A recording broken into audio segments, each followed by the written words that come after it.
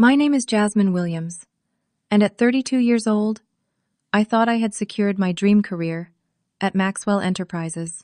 For 7 years, I poured my heart into that company, becoming the backbone of their merger acquisition team and helping increase profits by millions. Then one ordinary Tuesday, the CEO's son, Bradley, recently appointed as vice president, called me into his office. With a smirk that still makes my blood boil, he said those words I will never forget. "You're just Clutter here. If you're watching this, drop a comment letting me know where you're from, and hit that like and subscribe button as I reveal how a hidden clause in my contract changed everything for me and the company forever." Before I dive into the details of what happened, let me give you some context about who I am and how I ended up at Maxwell Enterprises. I grew up in a small apartment in Chicago with my mother, Teresa, who worked 3 jobs to make ends meet after my father left us when I was just 4 years old. Watching her sacrifice everything for my future instilled in me a work ethic that would eventually become my greatest strength. Despite our financial limitations, I excelled academically and earned a scholarship to Northwestern University, where I completed my undergraduate degree in economics. Determined to break into the financial world, I worked nights at a local diner to save enough money for graduate school. 2 years later, I graduated with a master's in finance from Columbia University, carrying student loans that would take years to repay, but armed with knowledge I was ready to put to good use. My journey to Maxwell Enterprises wasn't planned. I was actually interviewing for a junior analyst position at a different firm when I literally bumped into Robert Maxwell in the elevator. I had spilled coffee on my interview portfolio and was frantically trying to salvage the documents. Instead of being annoyed, Robert was amused by my determination and struck up a conversation. When he discovered I had thoroughly researched his company as a potential employer, he handed me his card and suggested I interview with Maxwell Enterprises instead. "Someone who researches companies they're not even applying to is someone I want on my team," he told me. 3 interviews later, I joined Maxwell Enterprises as a financial analyst. The company was experiencing incredible growth, transforming from a mid-sized investment firm to a major player in tech investments. Within my first 2 years, I had already saved the company millions by identifying problematic patterns in a potential acquisition that everyone else had missed. "You have a gift for seeing what others overlook," Robert told me during my performance review. "That kind of talent is rare and invaluable." By my 3rd year, I was promoted to senior analyst, and by year 5, I became the head of due diligence for all acquisitions. Robert and I developed a professional relationship built on mutual respect. He valued my analytical mind and straightforward approach, while I admired his vision and integrity in an industry often lacking the latter. When I was promoted to this senior position 4 years ago, Robert insisted on adding what he called a loyalty clause to my contract. At the time, I barely paid attention to it. Robert explained it was his way of ensuring that my position would be protected, even if the company leadership changed hands. I remember signing it without much thought, assuming it was standard legal language designed to keep me from being poached by competitors. "This protects both of us," Robert had said. "You're too valuable to lose over office politics." The irony of that statement would only become clear to me years later. Things began to change about 18 months ago when Robert's son Bradley joined the company. Fresh out of Wharton with an MBA, but no real-world experience, Bradley was immediately appointed as vice president of strategy. The appointment raised eyebrows throughout the company, but nobody dared question the decision publicly. Robert was approaching his 60s and had been talking about semi-retirement, so most people assumed Bradley was being groomed to eventually take over. From the moment Bradley arrived, I sensed his dislike toward me. While I tried to be professional and helpful, offering insights on ongoing projects, he seemed to interpret my every suggestion as a challenge to his authority. What bothered him most, I suspect, was the obvious respect his father showed me. "Dad talks about you like you're some kind of financial savant," Bradley once commented during a meeting, his tone making it clear he didn't share that opinion. The first major red flag appeared when Bradley began excluding me from meetings I had always attended previously. Projects I had been leading were suddenly reassigned without explanation. When I raised concerns about a potential acquisition that showed troubling debt patterns, Bradley dismissed my analysis as unnecessarily cautious and proceeded without addressing the issues I had identified. When the acquisition later ran into exactly the problems I had predicted, Bradley never acknowledged his error. Instead, he publicly emphasized how his team had managed to overcome unforeseen complications while giving me sidelong glances. The company culture began to shift under Bradley's influence. Where Robert had cultivated an environment of collaboration and careful analysis, Bradley promoted speed and flashy deals above all else. The thoughtful approach that had made Maxwell Enterprises successful was gradually being eroded, replaced by a culture that rewarded loudness over substance. I tried speaking with Robert about my concerns, but his increasing absences made that difficult. When I did manage to catch him between trips, he seemed distracted and unwilling to interfere with his son's management style. Bradley needs space to find his footing, Robert told me during one brief conversation. Give him time to adjust. He'll recognize your value eventually. I wanted to believe that was true, but the writing on the wall was becoming clearer each day. Something had to give, and unfortunately that something would be me. By the 6th month of Bradley's tenure, the changes at Maxwell Enterprises had become impossible to ignore. One by one, long-time employees were being replaced by Bradley's friends from business school. Amanda from accounting, who had been with the company since its founding, was replaced by Bradley's fraternity brother Jason. Derek, our veteran IT director, was pushed out to make room for Bradley's golf buddy Tyler. With each new hiring announcement, the message became clearer. Loyalty to the company meant nothing compared to loyalty to Bradley. I tried to keep my head down and focus on my work, hoping that results would speak for themselves.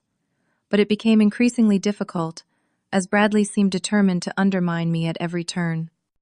The real turning point came when Maxwell Enterprises began considering a merger with TechVision, a startup that had created buzz in the tech world with its artificial intelligence solutions.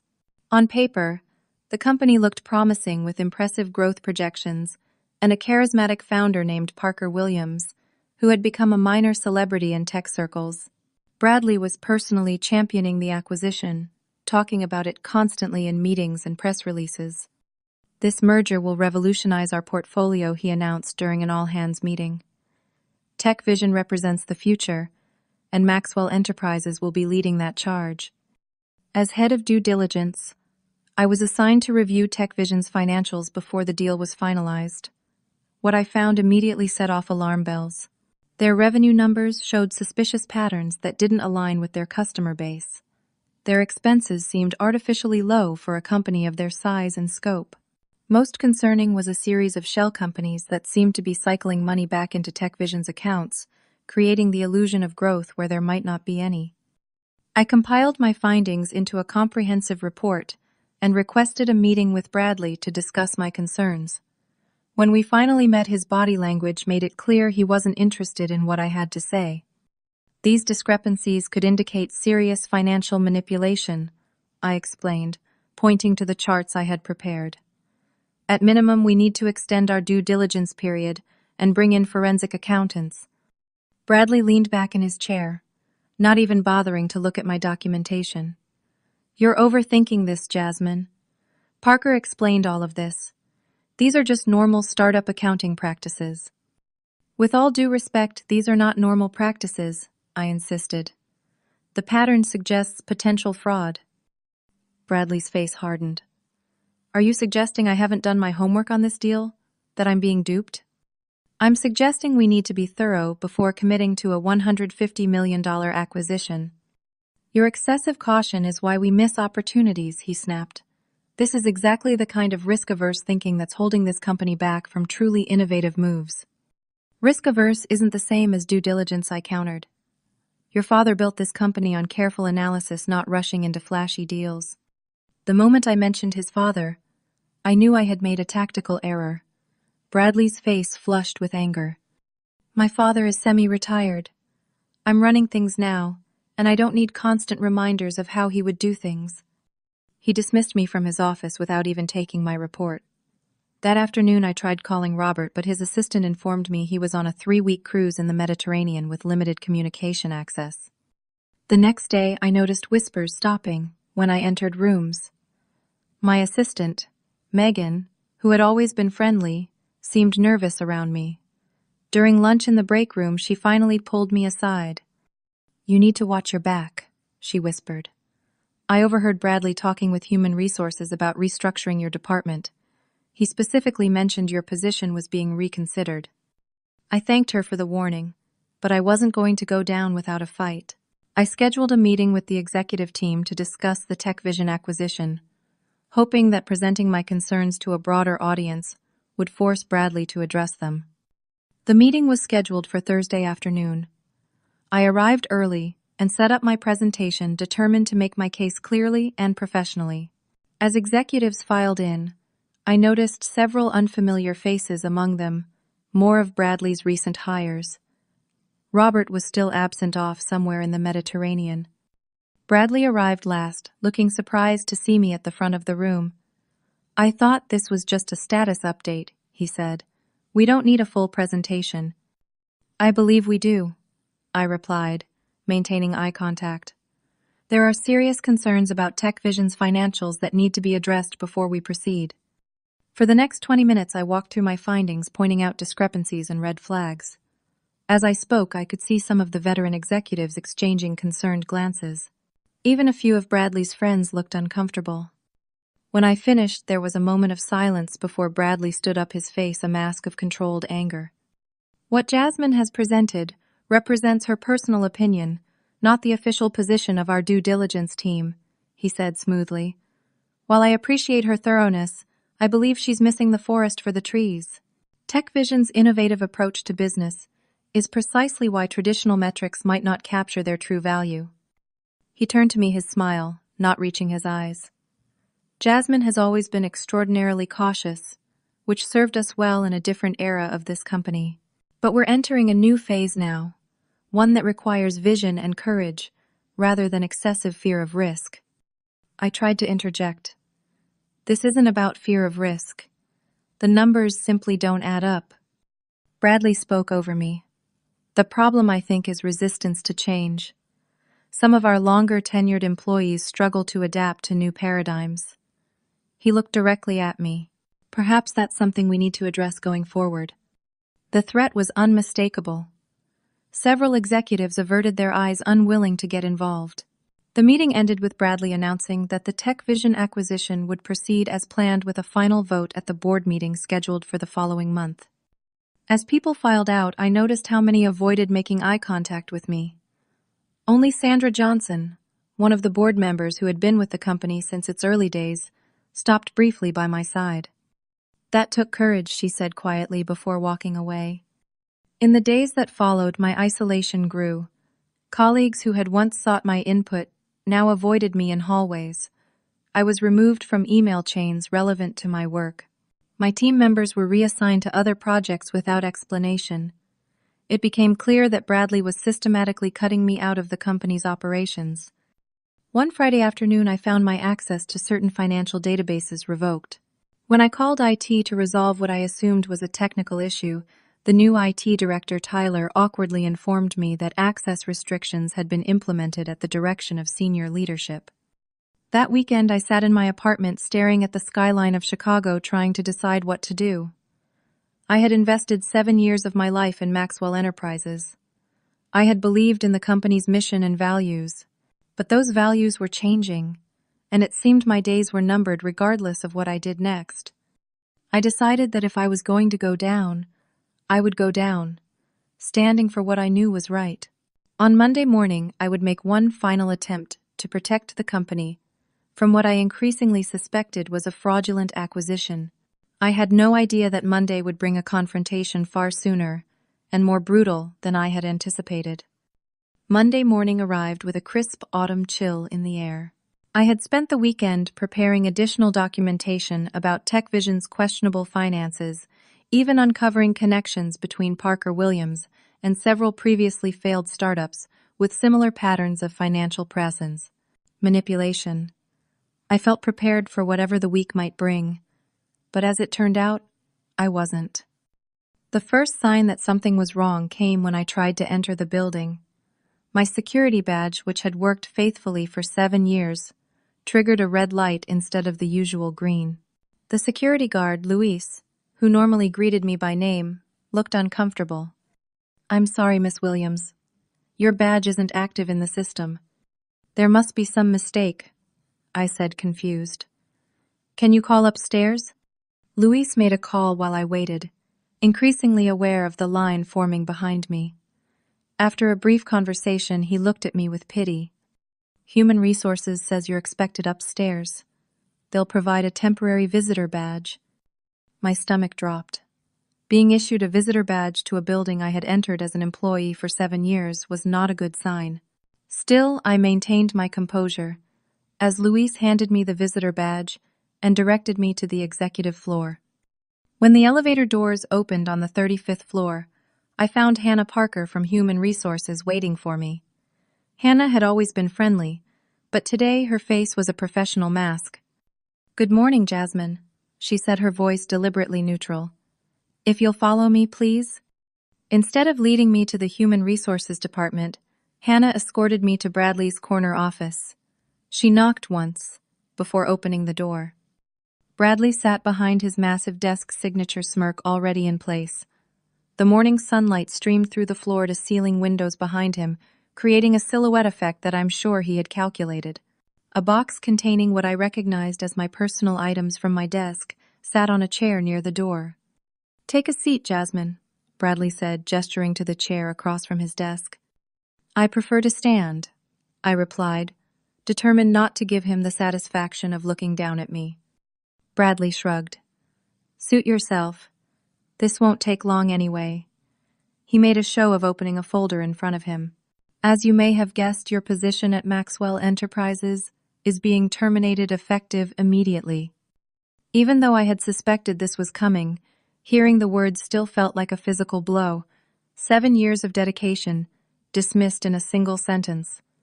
On what grounds, I managed to ask, my voice steadier than I felt. Bradley's smirk widened. "Restructuring. Your role has been deemed redundant in our new organizational structure." Redundant. I'm the head of due diligence for all acquisitions. We're in the middle of the biggest acquisition in company history.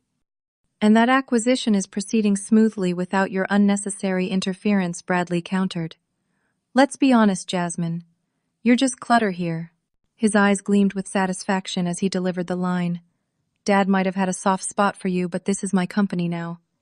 I glanced at Hannah, who was staring intently at her tablet, avoiding eye contact. She knew this was wrong, but wasn't going to intervene. "The board approved this termination," I asked, remembering what Sandra had said about my courage during the presentation. A flicker of something crossed Bradley's face. "All necessary approvals have been obtained," he said, which I noticed wasn't a direct answer. "Human Resources has prepared your severance package. It's quite generous considering the circumstances." Hannah stepped forward and handed me a thick envelope. "This contains all the paperwork regarding your termination, severance, and continuation of benefits," she explained mechanically. "You'll find everything is in order." I took the envelope but didn't open it.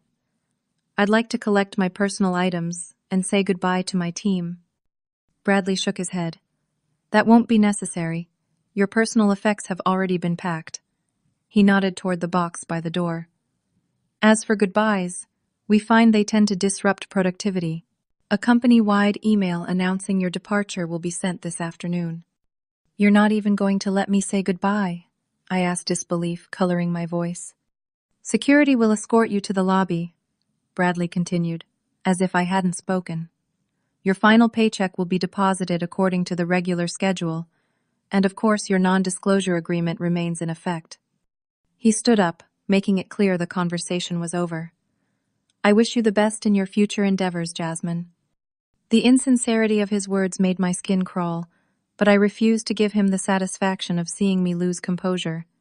I picked up the box of my belongings, balancing it against my hip. "You're making a mistake, Bradley. Not just with me, but with TechVision. Their financials don't add up." Bradley's smirk hardened into something uglier. The mistake was my father putting so much trust in someone so clearly resistant to innovation. Goodbye, Jasmine. 2 security guards were waiting outside Bradley's office. I recognized one of them, Marco, who had always greeted me warmly in the mornings. Now he couldn't meet my eyes, as he and his colleague escorted me to the elevator. The journey down 35 floors felt endless. Neither guard spoke, and I stood rigidly holding my box of personal items, feeling the eyes of former colleagues on me through the glass walls of the elevator. News traveled fast in the building, and being escorted out by security sent a clear message to everyone cross Bradley Maxwell. And this will be you. When we reached the lobby, Marco finally spoke.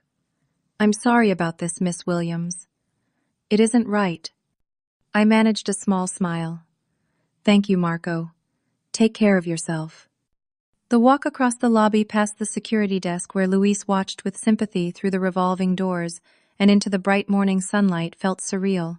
7 years of my professional life ended in less than 20 minutes. I somehow made it to my car in the parking garage before the first tear fell. Once I was safely inside, the dam broke. I sobbed, hands gripping the steering wheel so tightly my knuckles turned white. It wasn't just the loss of my job that hurt. It was the callous way I had been discarded, the betrayal by a company I had helped build, and the knowledge that without my voice of caution, Maxwell Enterprises was heading toward a potentially disastrous acquisition. After what felt like hours, I wiped my eyes, started the car, and began the drive home. Halfway there, my phone rang. I answered through the car's Bluetooth system. Jasmine, what's wrong? My mother Teresa's voice came through the speakers. Even after all these years, she could sense when something was wrong with me. I got fired, Mom, I said, my voice cracking. What? That's impossible. Robert promised you job security when you got that promotion. Through my tears, I explained what had happened. Bradley's takeover, the tech vision, concerns the humiliating dismissal. This isn't right, baby, Teresa said firmly. Robert gave you his word. Did you check your contract? There might be something in there to protect you. I hadn't thought about my contract since signing it 4 years ago. I'll look when I get home. Do that, Teresa advised. And remember what I always told you. Sometimes when people push you down, they're actually putting you in position to stand up taller than before. Her words stayed with me as I arrived at my condo building. Instead of collapsing on the couch as I had planned, I went straight to my home office and dug through my filing cabinet until I found the contract from my promotion to head of due diligence. The document was thick, full of legal language I had barely skimmed when signing it. I began reading carefully, searching for anything that might help my situation. On page 17, I found something unexpected. The loyalty clause Robert had mentioned was much more substantial than I had realized. The clause stated explicitly that my position could not be terminated without proper cause and formal approval from the board of directors. If such termination occurred, I would be entitled to compensation equal to 5% of the company's current market valuation. I sat back stunned. Maxwell Enterprises was currently valued at approximately $1.76 billion. 5% of that would be $88 million. With shaking hands, I picked up my phone and called the only lawyer I knew personally, my college friend, Rachel Bennett. They did what Rachel's voice came through my phone with such volume that I had to hold it away from my ear. I had known Rachel since our undergraduate days at Northwestern, where she had been studying pre-law while I focused on economics. Now she was a rising star at a prestigious Chicago law firm specializing in employment law. They escorted me out with security, I repeated, still processing the morning's events myself. Bradley said my position was redundant. That sounds like constructive dismissal, Rachel said, her tone shifting to professional analysis. Send me everything you have from your termination. The severance offer, any emails, everything. There's something else, I added. I found a clause in my contract that seems significant. I read her the loyalty clause, and the line went silent for so long I thought we might have been disconnected. Rachel, are you still there? I'm here, she said, her voice now hushed. Jasmine, do you realize what this means? This could be one of the largest wrongful termination settlements I've ever heard of. If it's enforceable, I cautioned, send me the contract right now. I want my whole team to review it. I scanned and emailed all the documents to Rachel, then paced around my apartment while waiting for her assessment. The initial shock of my termination was giving way to something else: determination. If Bradley thought I would slink away quietly, he had severely underestimated me. 2 hours later, Rachel called back. This contract is ironclad, she announced without preamble. Robert Maxwell had his attorneys create an exceptional level of protection for your position. The language explicitly states that termination requires documented performance issues, a formal improvement plan, and board approval. None of which happened, I confirmed. Exactly. And the compensation clause is valid too. 5% of current market valuation in the event of improper termination. $88 million. I said the number, still difficult to comprehend. At minimum, Rachel replied. The company's stock has been trending upward, with the TechVision acquisition rumors. I sat down, the magnitude of the situation hitting me. I don't want to bankrupt the company, Rachel. Despite everything, there are good people working there. This wouldn't bankrupt them, Rachel assured me. It would hurt, certainly, but Maxwell Enterprises can absorb it. The question is, what do you want to do with this information? I thought about the TechVision deal, about the red flags I had identified, about how Bradley had dismissed my concerns without proper investigation. I want to stop them from making a catastrophic mistake with this acquisition, I said finally, and I want my reputation restored. Then we need more information about this TechVision deal, Rachel said. What exactly made you suspicious? I spent the next hour walking Rachel through the inconsistencies I had found in TechVision's financials: revenue that didn't match their customer base, mysteriously low operational expenses, and the network of shell companies that seemed to be artificially inflating their growth metrics. This sounds like a potential fraud case on top of your wrongful termination, Rachel observed. We need hard evidence before making those allegations, though. Most of my research is still on my work computer, I said. But I did download some key documents to review at home last week. I found my personal laptop and opened the files I had saved. They painted a troubling picture, but there were still missing pieces. I needed more information to build a compelling case. Let me see what I can find publicly, I said, opening a browser. TechVision has been featured in several tech publications. Over the next several hours, I dug deeper into TechVision's history than I ever had before. What I discovered was alarming. Their founder, Parker Williams, had been involved in 3 previous startups, all of which had followed a similar pattern: splashy launches, impressive projected growth, major investments, and then sudden collapses amid allegations of financial affairs. Mismanagement. Each time Parker had walked away unscathed while investors lost millions. Rachel, look at this, I said, sending her links to articles about Parker's previous ventures. It's the same playbook every time. This is concerning, Rachel agreed. But we still need to understand why Bradley is so determined to push this acquisition through despite these red flags. That question had been bothering me too. Bradley was arrogant and dismissive. But he wasn't stupid. What was I missing? I decided to reach out to Sandra Johnson, the board member who had spoken to me after my presentation. Finding her personal contact information took some creative searching, but eventually I located her email address through a charity organization where she volunteered. I crafted a careful message explaining that I had been terminated and had concerns about both the legality of my dismissal and the TechVision acquisition. To my surprise, Sandra responded within an hour, suggesting we meet at a coffee shop far from the Maxwell Enterprises offices. The following morning I arrived at the cafe 20 minutes early and chose a table in the back corner, with a clear view of the entrance. Sandra arrived precisely on time, elegant in a navy pantsuit, her silver hair pulled back in a sleek bun. "Jasmine," she said warmly as she sat down. "I'm so sorry about what happened. The way they handled your departure was shameful." "Thank you for meeting with me," I said, genuinely touched by her support. I need to understand what's happening with the Tech Vision deal. Sandra glanced around before leaning forward. The board never approved your termination, she said quietly. In fact, most of them don't even know you've been let go. Bradley told us you had resigned to pursue other opportunities.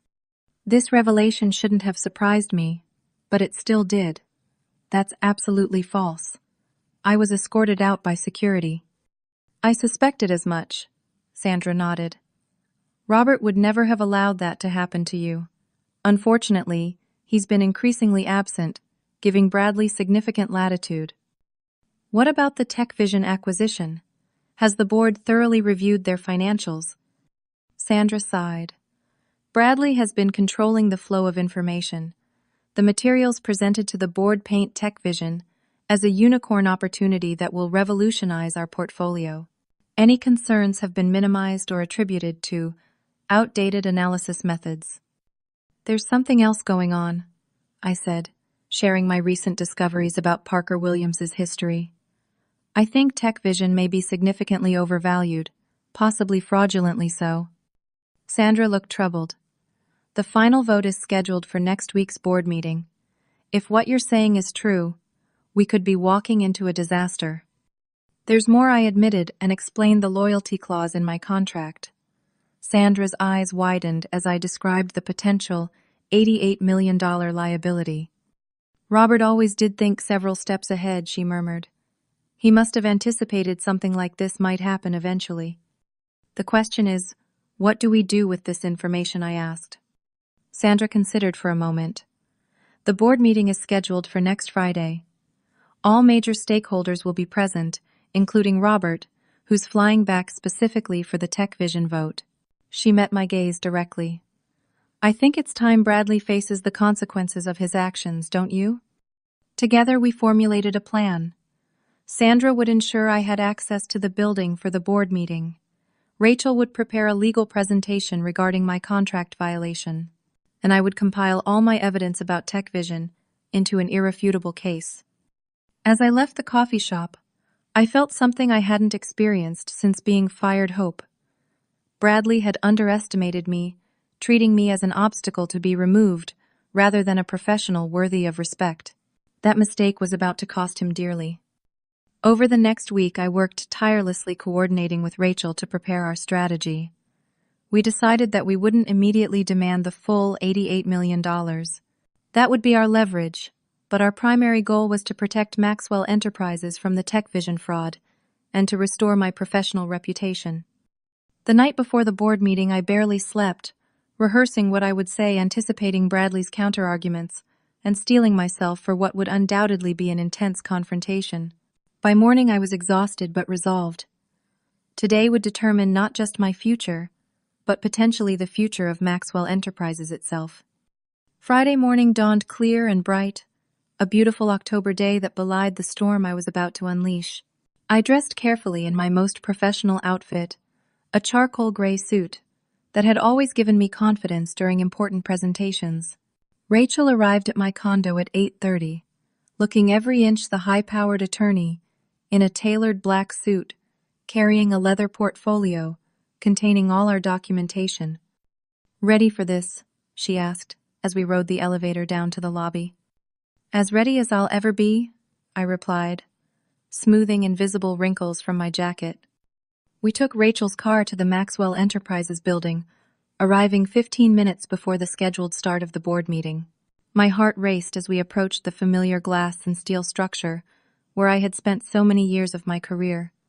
At the security desk, Luis's eyes widened in recognition. "Miss Williams," he said, clearly surprised to see me. "Good morning, Luis. We're here for the board meeting." Luis looked uncomfortable. "I don't have you on the visitor list, Miss Williams." Before I could respond, Sandra appeared in the lobby, approaching with purposeful strides. "They're with me, Luis. I'm escorting them to the meeting personally." Luis hesitated, then nodded. "Yes, Miss Johnson." As we walked toward the elevator, Sandra spoke in a low voice. "Bradley instructed security not to admit you under any circumstances. Fortunately, as a board member, I can override that." The elevator ride to the 35th floor felt surreal. Just 10 days ago, I had made this same journey in the opposite direction, escorted by security guards carrying a box of my personal belongings. Now I was returning not as a disgraced former employee, but as someone prepared to challenge the company's leadership. The meeting started 5 minutes ago, Sandra informed us. They're discussing preliminary matters before the Tech Vision vote. Your timing will be perfect. Outside the boardroom, Sandra paused. Are you certain about this, Jasmine? Once we walk through those doors, there's no turning back. I took a deep breath. I'm certain. What Bradley did was wrong both to me and potentially to the company. Sandra nodded and pushed open the heavy wooden doors. The Maxwell Enterprises boardroom was impressive, a long mahogany table surrounded by leather chairs, floor-to-ceiling windows, offering a panoramic view of Chicago and state-of-the-art presentation equipment. Around the table sat 12 people, the 9 board members, Bradley, the company's general counsel, William Baker, and Parker Williams, CEO of Tech Vision. All conversation ceased as we entered. Bradley, who had been standing at the head of the table mid-presentation, froze mid-sentence. His face registered shock, then anger as he recognized me. What is the meaning of this interruption? He demanded, looking at Sandra. We're in the middle of a board meeting. I've invited Jasmine and her attorney to address the board on a matter of urgent importance, Sandra replied calmly. Her attorney Bradley's voice rose. This is completely inappropriate. Security. Before you call security, Rachel stepped forward. I suggest you consider the legal implications of refusing to hear evidence of contract violations and potential fraud. Robert Maxwell, who I hadn't seen in months, rose from his seat at the opposite end of the table. He looked older than I remembered, his face lined with fatigue or worry. Jasmine, what's going on here? Perhaps I can explain, Rachel said, opening her portfolio and extracting a document. My name is Rachel Bennett, and I represent Jasmine Williams in her wrongful termination claim against Maxwell Enterprises. Bradley scoffed. There was no wrongful termination. Her position was eliminated during restructuring. Restructuring. Robert looked confused. What restructuring? I was told Jasmine resigned. A murmur ran through the board members. William Baker, the general counsel, leaned forward with evident concern. May I ask what specific claim you're making, Miss Bennett? He asked. Rachel placed a copy of my contract on the table. My client's employment contract, signed 4 years ago when she was promoted to head of due diligence, contains specific protections against termination without cause. She directed everyone's attention to the relevant section. This clause explicitly states that Miss Williams' position cannot be terminated without documented performance issues, a formal improvement plan, and board approval. William picked up the contract, adjusting his glasses as he read the section. His expression grew increasingly troubled. Furthermore, Rachel continued, the contract stipulates that in the event of improper termination, Miss Williams is entitled to compensation equal to 5% of the company's current market valuation. A board member I recognized as Thomas Richards, a veteran investment banker, let out a low whistle. That would be approximately $88 million at current valuation. Rachel finished for him. The room fell silent. Bradley's face had drained of color. Parker Williams looked like he wanted to be anywhere else. This is absurd, Bradley finally sputtered. Dad, you can't possibly have authorized this clause. All eyes turned to Robert, who was still studying the contract. I did authorize it, he said quietly. Jasmine was instrumental in saving us from several potentially disastrous acquisitions. This clause was meant to protect her from exactly this kind of situation. Bradley looked stricken. You gave her a golden parachute, without telling me, your own son. I never anticipated it would be needed, Robert replied, his disappointment evident. I certainly never imagined you would fire her without consulting the board, especially not while I was away. William Baker cleared his throat. If this clause is as described, the company faces significant liability. He looked at Bradley. Was the board consulted before Miss Williams' termination? The uncomfortable silence that followed was answer enough. Sandra spoke up. As a board member, I can confirm we were told Miss Williams had resigned. We were never asked to approve her termination. This is just a misunderstanding, Bradley insisted, though his voice lacked conviction. A simple administrative oversight that can be rectified. There's more, I said, speaking for the first time since entering the room. All eyes turned to me. I was terminated immediately after raising serious concerns about the TechVision acquisition, concerns that were dismissed without proper investigation. Parker Williams shifted uncomfortably in his seat as I distributed copies of my analysis to everyone at the table. TechVision's financials show multiple red flags indicating potential fraud.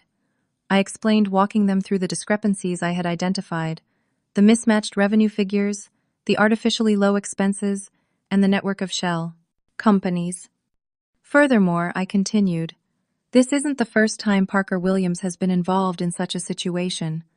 I detailed his history with 3 previous failed startups, each following the same pattern.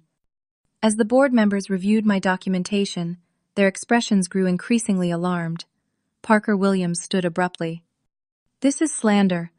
I won't sit here and listen to these baseless accusations. If they're baseless, then you should have no objection to a more thorough investigation before the acquisition proceeds, I countered. Robert turned to Bradley, his expression a mixture of anger and disappointment. Did you investigate any of these concerns before dismissing Jasmine? Bradley's silence was damning. William Baker looked grim. Given these revelations, I strongly advise postponing the TechVision vote until we can conduct an independent audit. That's not necessary, Bradley insisted. Parker has explained all these discrepancies. They're just using unconventional accounting methods because they're a cutting-edge startup. Actually, Thomas Richards interjected as someone who's evaluated hundreds of startups. What Jasmine has identified goes well beyond unconventional. These are textbook red flags for financial manipulation. Parker Williams made a move toward the door, but Sandra smoothly stepped into his path. I believe we'd appreciate you staying until we resolve this matter, Mr. Williams. Robert stood his authority, filling the room despite his recent absence. I think we need to address several issues immediately. He turned to William. First, I want your legal assessment of Jasmine's contract and our potential liability. William adjusted his glasses nervously. Based on my preliminary review, the clause appears enforceable. If Miss Williams was indeed terminated without board approval and without following the prescribed process, we could be facing the full $88 million liability. A collective intake of breath filled the room. Bradley looked physically ill. Second, Robert continued, I want an emergency executive session of the board to discuss both the TechVision acquisition and Bradley's actions regarding Jasmine's termination. He turned to Parker Williams. Mr. Williams, I apologize, but I must ask you to leave while we conduct this session. Parker looked like he wanted to object but thought better of it. With a final glare in my direction, he exited the boardroom. Jasmine, Rachel, Robert addressed us. Would you mind waiting outside while we deliberate? I promise this won't take long. We nodded and left the boardroom, finding seats in the adjacent waiting area. Through the glass walls, we could see animated discussion with Robert doing most of the talking, while Bradley sat with his head in his hands. I think they're taking this seriously, Rachel observed. They should, I replied. $88 million tends to focus the mind.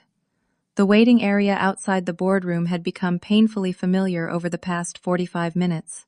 Rachel and I sat in tense silence occasionally, catching glimpses of the heated discussion continuing behind the glass walls. Board members' gesticulated papers were passed around, and Bradley alternated between defensive posturing and defeated slumping. The door finally opened, and Parker Williams emerged, his face flushed with anger. He stopped short when he saw me. You've made a serious mistake, he hissed. Nobody crosses me and comes out ahead. Rachel stood immediately. That sounds remarkably like a threat, Mr. Williams.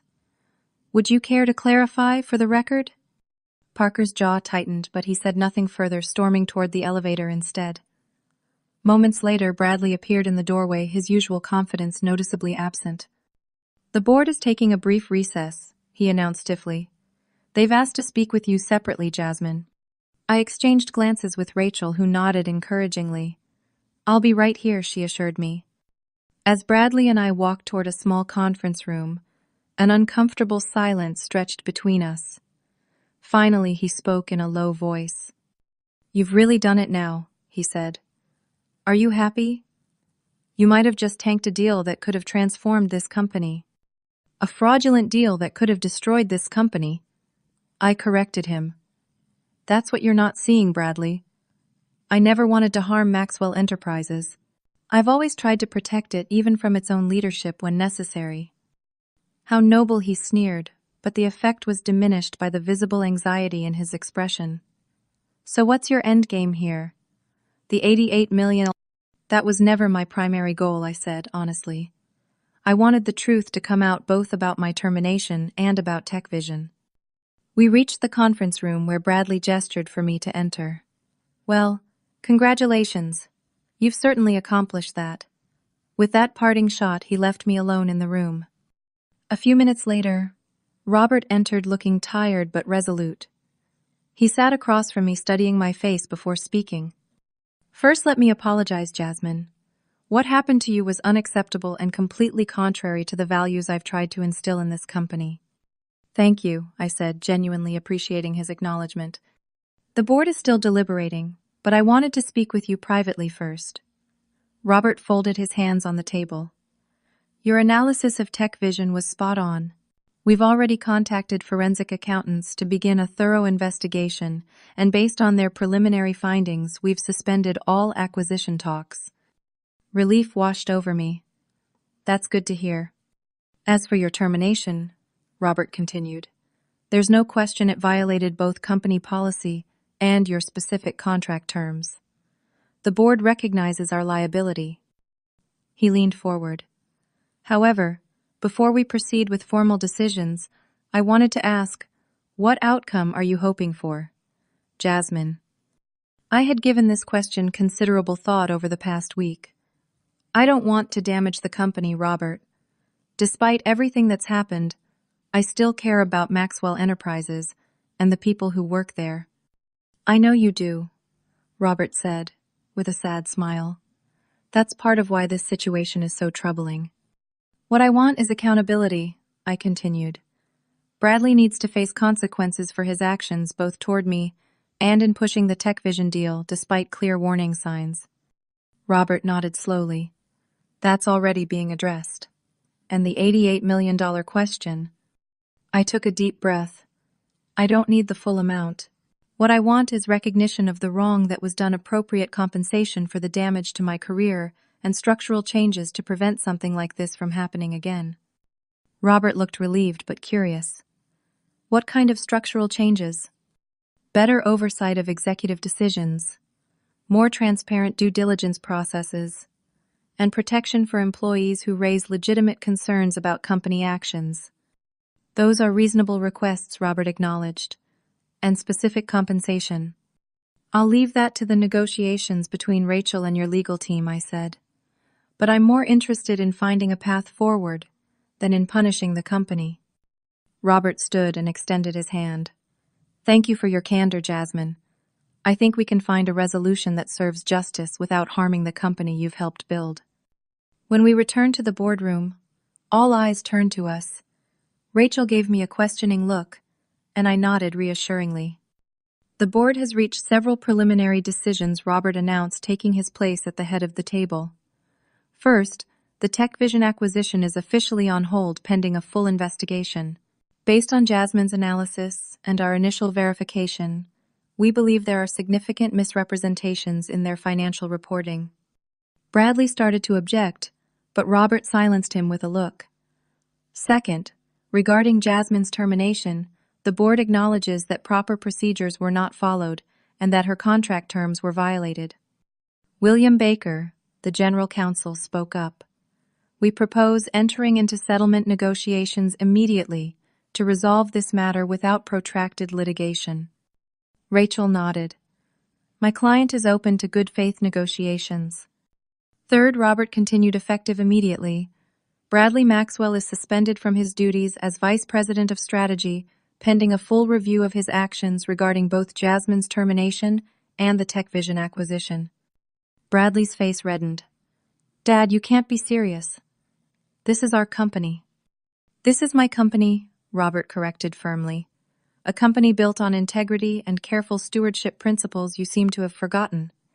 The board meeting concluded with a formal resolution to establish an independent committee to investigate both situations. As people began gathering their belongings, news alerts started pinging on multiple phones around the table. Someone had leaked information about the halted acquisition and Bradley's suspension. Maxwell Enterprises stock is already responding, Thomas Richards noted, checking his phone. Down 3% on the TechVision news, but it could have been much worse if we'd gone through with a fraudulent acquisition. As Rachel and I prepared to leave, Sandra approached us. This isn't over, she warned quietly. Bradley won't accept this humiliation without a fight. Let him try, Rachel replied confidently. We have the facts and the law on our side. Outside the building, reporters had already gathered, alerted by the sudden stock movement and rumors of executive turmoil. Rachel skillfully deflected their questions as we made our way to her car. What happens now? I asked once we were safely inside. Now, Rachel said with a satisfied smile, we negotiate from a position of strength. The following weeks were a whirlwind of legal meetings, negotiations, and media speculation. The story had captured the attention of the financial press, with headlines highlighting the dramatic boardroom confrontation and the near miss of a potentially disastrous acquisition. 3 weeks after the fateful board meeting, Maxwell Enterprises issued a press release announcing a mutual resolution of all disputes with me. The carefully worded statement acknowledged the invaluable contributions I had made to the company and expressed regret for the miscommunication surrounding her departure. What the press release didn't mention was the actual settlement. We had negotiated a $15 million payment, a newly created position, as Chief Risk Officer, reporting directly to the board, and a seat on the board of directors itself. The company had also agreed to implement new whistleblower protections and enhance due diligence protocols for all future acquisitions. As for TechVision, the forensic accounting investigation confirmed everything I had suspected and worse. Parker Williams was now facing SEC investigations and potential criminal charges for securities fraud. The bullet Maxwell Enterprises had dodged was even larger than I had initially realized. And Bradley, his suspension had turned into a reassignment. He now headed a small subsidiary with strict oversight and significantly reduced authority. Robert had been unwilling to remove his son entirely from the company, but had ensured he would have limited opportunity to cause further damage. The ordeal had been painful, but as I prepared for my first day in my new role, I couldn't help but feel a sense of vindication. I had stood my ground, fought for what was right, and emerged stronger for it. 2 months after the dramatic board meeting that changed everything, I found myself standing in front of the mirror in my condo adjusting the lapel of my new suit. Today marked my first official board meeting as both Chief Risk Officer and a member of the Board of Directors. The face looking back at me showed subtle changes. There was a new confidence in my eyes, a certain steadiness that comes only from being tested and emerging stronger. The settlement had been finalized 3 weeks ago after intense negotiations. While the $88 million figure had loomed large over the discussions, I had never intended to demand the full amount. My goal had been accountability and change, not vengeance. In the end, we settled on a package that satisfied both parties, a $15 million settlement, my new dual role in the company, and significant structural reforms to Maxwell Enterprises' governance. The money itself felt almost secondary to the vindication. After taxes, I had used a portion to pay off my student loans, and my mother's mortgage invested the majority for retirement, and donated a substantial amount to a nonprofit that helped first-generation college students navigate the financial world. Financial security was liberating, but what meant more was having my professional judgment validated.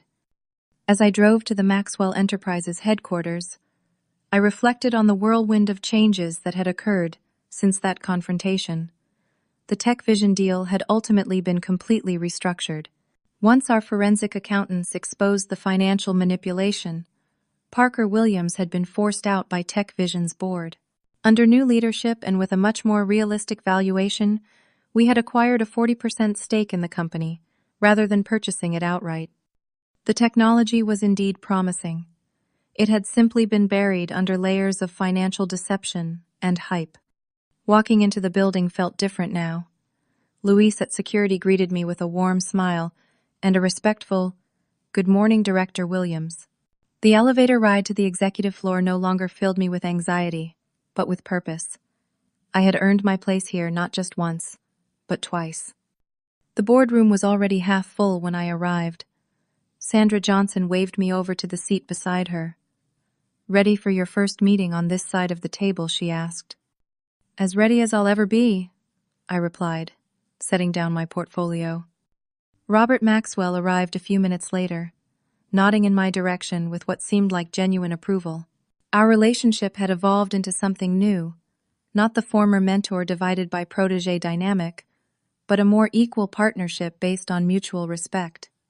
Bradley was conspicuously absent from the board meeting, as he had been reassigned to head a small subsidiary focused on early-stage investments. The role kept him within the company, but with significant oversight and limited authority. I had heard through office gossip that he was actually doing reasonably well in the position, perhaps finally finding a role that suited his actual skills rather than his ambitions. "Before we begin," Robert said, once everyone was seated, "I'd like to formally welcome Jasmine Williams to her first board meeting. As you all know, Jasmine has taken on the newly created role of Chief Risk Officer while also joining our board.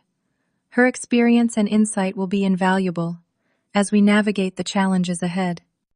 There was a round of applause and I felt a warmth in my chest that had been absent during those dark days after my termination. This was validation not just of my professional abilities but of my integrity. The meeting proceeded with updates on various aspects of the business. When it came time for my report, I presented the new risk assessment framework I had developed, designed to provide earlier warnings about potential issues in acquisitions and major business decisions. This framework would have flagged the TechVision issues immediately, I explained, but more importantly, it creates a system where concerns can be raised and addressed transparently without fear of repercussion. The board unanimously approved the new framework, and I caught Robert's eye across the table. He gave me a subtle nod that conveyed both approval and something like apology. We had never directly discussed his role in allowing Bradley to gain so much unchecked power, but this silent acknowledgement was enough. He had learned from his blind spot regarding his son, and I had learned valuable lessons of my own. After the meeting, Robert asked me to join him in his office. The view of Chicago from his windows was as spectacular as ever, but the man himself seemed changed. There was a humility to him that hadn't been there before. "You've done remarkable work with the risk framework, Jasmine," he said, gesturing for me to take a seat. "The board is impressed." "Thank you," I said simply. "It's work I believe in." "I owe you an apology," Robert said, surprising me with his directness. I should have been more present, more aware of what was happening with Bradley. My absence created the opportunity for him to act as he did. "You trusted your son," I replied. "That's natural. Trust should be earned, not assumed," Robert countered. "Even with family. Perhaps especially with family." He looked out at the city for a moment before continuing. "Bradley is doing better in his new role. More focused, less concerned with power. Perhaps this was what he needed all along, a position that suits his actual talents." "I'm glad to hear that," I said sincerely. I had never wished for Bradley's destruction, only for accountability. "The company culture is changing too," Robert observed. "People are more willing to speak up when they see problems. Your story has become something of an inspiration." It was true. In the weeks since my return, I had noticed a shift in how people interacted. There was more open discussion, less fear of raising concerns. The whistleblower protections we had implemented were part of it, but so was the visible example of someone who had stood up for what was right and ultimately been vindicated. That means more to me than the settlement, I admitted. Robert nodded, understanding. Money is just money. Legacy is about the values you instill. He extended his hand. Thank you for helping preserve what matters most about this company. As I left Robert's office, I ran into Hannah from Human Resources, who had been present during my termination. She had avoided eye contact with me since my return. Jasmine? She said, looking genuinely remorseful. I've been meaning to speak with you. I wanted to apologize for my role in what happened. I should have questioned the process more. Thank you, Hannah, I said, recognizing the courage it took for her to approach me. We all face moments where we have to decide whether to speak up or stay silent. I've learned from your example, she said. We all have. On my way home that evening, I called my mother to share how the day had gone. Teresa had been my rock throughout the ordeal, never doubting that I would emerge stronger. I'm so proud of you, baby, she said, not just for the fancy new title, but for standing up for yourself when it would have been easier to walk away. I learned that. From you, I reminded her. You never let hardship define you. That's right, she agreed. And now look at you turning a painful experience into something positive for yourself and others. She was right. The journey had been difficult, full of moments of doubt, humiliation, and anger. There had been days when I questioned whether the fight was worth it, when settling quietly seemed the easier path.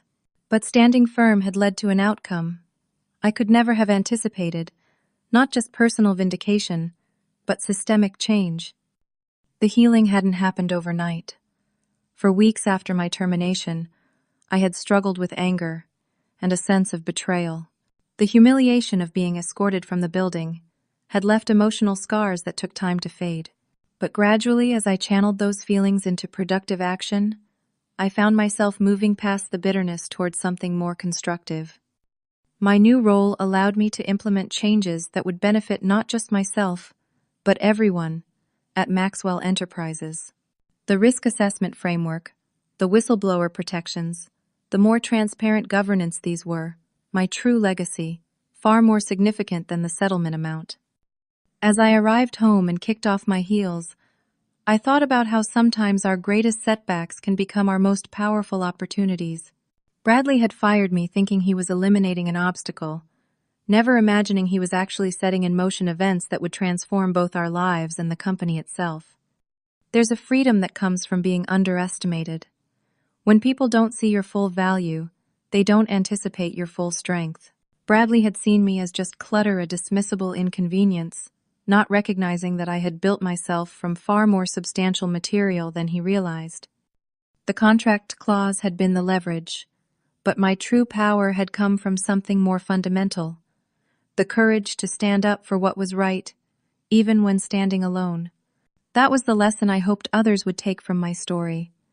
Your value isn't determined by how others treat you, but by how firmly you hold to your principles when those principles are tested. Sometimes life pushes you down only to position you to stand up taller than before. What looks like an ending might actually be the beginning of something far better than you could have imagined. The key is to never let someone else's perception of your worth define your own sense of value. Have you ever been underestimated and found it to be your greatest advantage? Share your story in the comments below. And if this tale of standing up to corporate injustice resonated with you, please hit that like button and subscribe for more stories of resilience and triumph. Remember that sometimes your greatest power comes when others least expect it. Thank you for listening, and may you always know your true worth, no matter what challenges come your way.